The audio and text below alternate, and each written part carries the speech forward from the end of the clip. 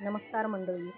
आज मी बनवला आहे चिकन रस्सा मराठवाडा स्पेशल आमच्या लातूर पद्धतीने. तर त्यासाठी मी चिकन स्वच्छ धुवून घेतलेलं आहे. अद्रक लसूण कोथिंबीरची पेस्ट घातलेली आहे. अर्धा चमचा हळद घातलेली आहे आणि चवीनुसार मीठ घालायचं आहे. हा मसाला छान चिकनला लावून घ्यायचा आहे. अर्धा तास किंवा 10-15 मिनटं मॅरिनेट करून ठेवलं तरी चालेल. वेळ असेल तुमच्याकडे तर मी लगेच शिजायला टाकणार आहे. छान मॅरिनेट करून घेतलेला आहे मी. हा मसाला सगळीकडे छान लागलेला आहे. आता मी गॅसवर कुकर ठेवला आहे आणि कुकरमध्ये थोडंसं जास्त रोजच्या भाजीला टाकतो आपण त्यापेक्षा थोडंसं जास्त तेल टाकायचं आहे. तर मी ते 3 चमचे तेल टाकलेलं आहे. आता तेल छान गरम झाले की त्यात चिकन टाकून घ्यायचं. चिकन छान परतून घ्यायचं आहे तेलामध्ये. लगेच पाणी टाकायचं नाही आहे.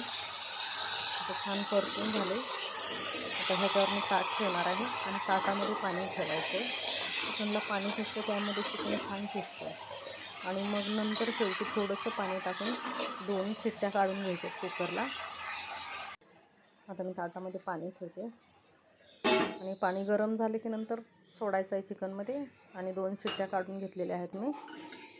आता मसाला बनवण्यासाठी मी इथे घेतलेले 2 कांदे, 1 इंच आलं आणि 5-6 लसणाच्या पाकळ्या. आता हे छान तेल टाकून परतून घ्यायचं. कांद्याचा कलर लाल होईपर्यंत छान परतायचा आहे. कांद्याचा कलर बघा बदलला आहे का. ह्यामध्ये मी आता एक बारीक टोमॅटो घेतलेला आहे मी छोट्या आकाराचा. तो टोमॅटो ह्यात टाकून तो पण छान परतून घ्यायचा आहे. टोमॅटो लवकर शिजण्यासाठी थोडंसं मीठ टाका म्हणजे लवकर परतलं. हा बघा मी टोमॅटो परतून घेतलेला आहे छान. आता मी सुकं खोबरं घेतलेलं आहे किसून.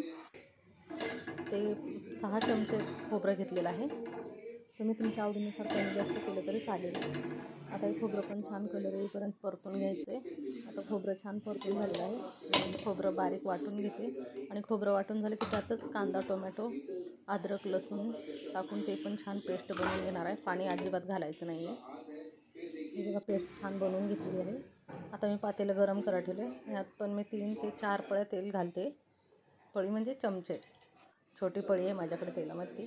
आणि मसाल्यामध्ये मी घेतला आहे काळा मसाला, थोडीशी हळद, गरम मसाला आणि हा मसाला तेलामध्ये छान परतून घ्यायचा. तेल सुटेपर्यंत मसाल्याला छान तेल सुटलं की आपण मिक्सरचं भांडं आहे त्यात थोडंसं पाणी टाकून ते पाणी मसाल्यात टाकून तेल सुटेपर्यंत छान परतायचं आहे. नंतर चिकन टाकून घ्यायचं आहे. शेवटी चिकन टाकलं की एक उकळी काढायची आहे.